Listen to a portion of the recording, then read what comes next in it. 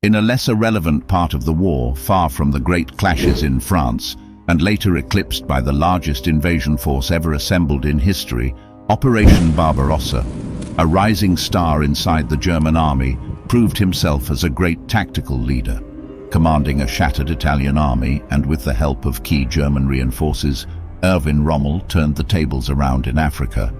Nevertheless, a victim of his strategic limitations, this field marshal couldn't maintain a vital front in the Third Reich effort. Taking the focus away from the famous Battle of the Alamein, let's look at Rommel's first engagement in the African desert, where glimpses of his boldness and tactical genius surfaced above the sand.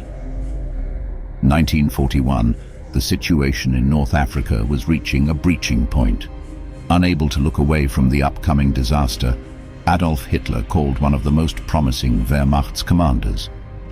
Interrupting his vacations, Rommel is summoned to the Führer's headquarters. His mission was to prevent Libya's fall. The Italian forces have been repulsed from Egypt and Cyrenaica. The Germans assembled an expeditionary force, the Afrika Korps, to aid the Axis effort. Once given command, Rommel visited Rome. This early trip was a great chance to meet the Italian High Command. Alfredo Guzzoni, Mussolini's Under-Secretary of War, made clear that the priority was to raise a defense line to stop any major British attack on Libya.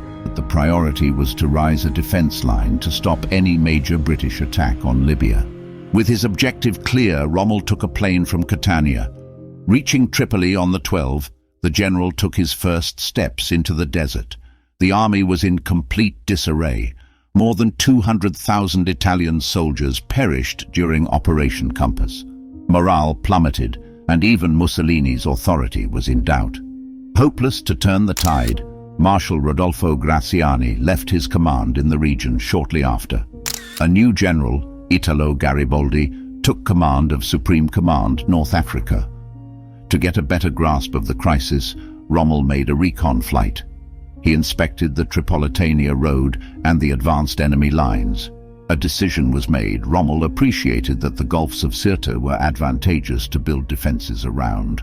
Fortifications made of rock and sand spread around that area, which gave cover against enemy fire. But there was one reality that it was impossible to escape, and that was the 40-degree-plus temperatures. Furthermore, 450 kilometers separated this defensive line from the supply base located in Tripoli. A debate started within the Axis side.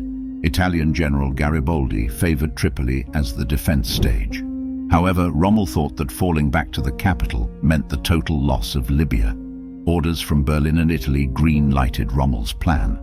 Army forces were deployed around Sirte. In the meantime, the 5 Light Division disembarked in Tripoli.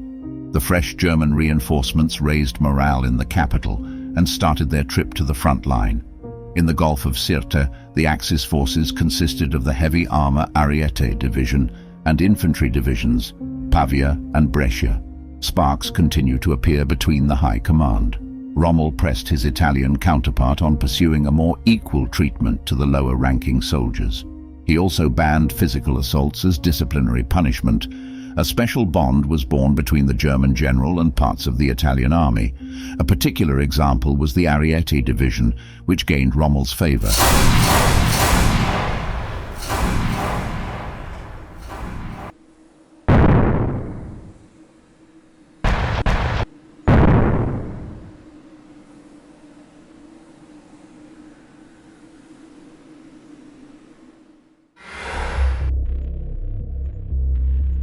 Another disagreement appeared when the Italian government refused airstrikes on Benghazi, which was an important British supply base. Suspicions spread because it was clear that many Italian officers didn't want to see their private properties in the city destroyed. Rommel pressed on the issue, and the Luftwaffe finally raided Benghazi. The strike was a huge setback to Allied forces, and especially its supply lines. Shortly after, the Germans started a counterintelligence operation. Using Flak 88 mounted on trucks, Rommel gave the illusion to Allied recon units that Tripoli was the area where Axis forces concentrated. These improvised vehicles served as decoys because it was very hard to distinguish them from tanks in the distance. Besides, a small recon unit did a diversionary attack on the town of Nofalia to mask Axis intentions. This small skirmish had also good material value since mobile guns destroyed 4 British vehicles and a British officer was captured. Axis forces assembled on Sirte without the enemy knowing. 9,000 German and 37,000 Italian soldiers made the final preparations to strike. Leading the charge, Rommel had 180 tanks at his disposal. Inside those armor units, Stugs and light tanks composed the bulk of it. On the other side of the front, the British weakened by the redeployment of its armor units to Greece and could only muster a few forces in the area. In those formations, we can find battalions of the 9th Australian Infantry Division, Royal Dragoons and 2nd Armoured Division with only 33 battle-ready tanks. 13 captured Caro Armato M13/40 were deployed by the British.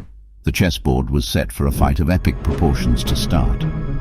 The recapture of Tripolitania consisted of a simple thrust over 300 kilometers of vast desert. Tanks from the 5th Light Division spearhead the advance against Allied observation spots. On the 5th of March, Nofalia was retaken. The Afrika Korps needed more than a week to deploy its main units around the town. On March 15, the Brescia Division assaulted the narrow passes on Mukhtar. The 3rd German Recon Battalion rushed to the lakes of Salobres while the Italians were pressuring Mukhtar. Once the city was taken, Axis forces continued to advance by destroying many British outposts. The audacious 3rd Battalion hit the enemy by surprise. By the 23rd of March, Rommel took the Marada Oasis. Surrounding this area, there was an important airfield and fortification. Defeated British forces realized that they were being encircled. Quickly, they retreated to Benghazi to avoid destruction. Rommel found himself lost in the desert. His mission was to revitalize a shattered force and to avoid the loss of Libya. Instead, the German general saw that there was a gap for a bold, decisive attack. Ending on a tremendous march of around 720 kilometers, the Axis took the enemy by surprise.